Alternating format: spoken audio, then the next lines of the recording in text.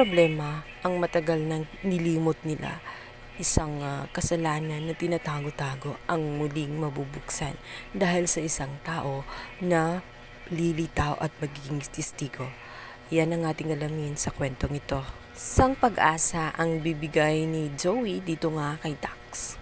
Sinabi niya dito na paano niya mamahalin itong si Dax kung siya mismo ang magdidiin sa kanyang inang si Moira upang tuluyang makulong.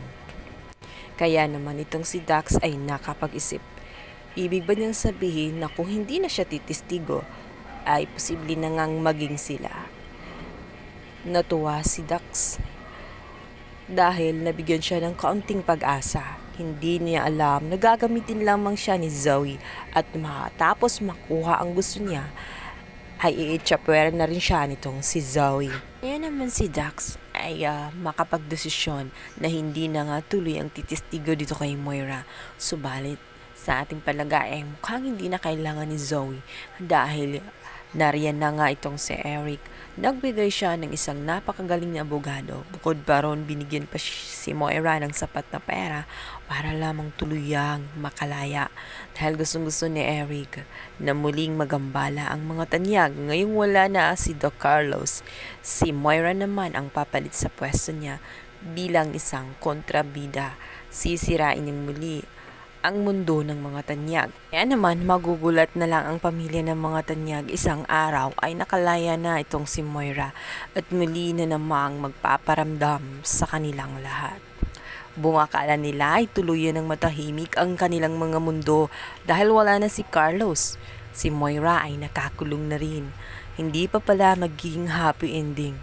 Bukod pa roon, isang tao ang hindi mapalagay dahil siya ang naging saksi sa lahat-lahat ng mga nangyayari kay Lolo Pepe. Nakita niya kasi ang pagtulak ni Zoe sa bangin. Kung kaya't gabi-gabi sinubukan niyang matulog ng maayos ay hindi niya magagawa. Binabangungot siya at sinasabi ng matanda na kailangan niyang isiliwalat sa pulis ang kanyang mga nalalaman nang sa ganun magkaroon ng hustisya ang kanyang pagkamatay. Hindi tuluyang limutin ang kasalanan nitong si Zoe.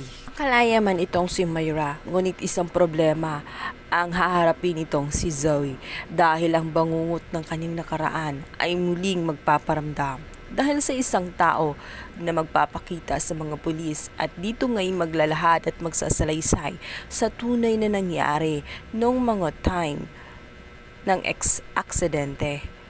Saksi siya sa lahat ng mga nangyayari. Kaya't hindi nga matatakasan ni Zoe ang paniningil na nakatadhana para sa kanya. Hindi niya pwedeng itago ang lahat-lahat, lalo na't may matibay na ebidensya ang taong ito at may hawak nga ito na video kung saan matagal na nga niyang tinatago-tago. Natatakot lang siya, ngunit ngayong unti-unting nagtahimik ang lahat. Oras na para ipaalam. Mauuna nga ba sa kulungan itong si Zoe? Mauunahan ba niya ang kanyang daddy na si Carlos na patuloy na nagtatago hanggang ngayon? Mabibigyan na nga kaya ng katarungan ang krimen na nangyari sa matandang si Lola Pepe? Yan ang ating pakabangan sa Abot Kamay na Pangarap. Please subscribe me.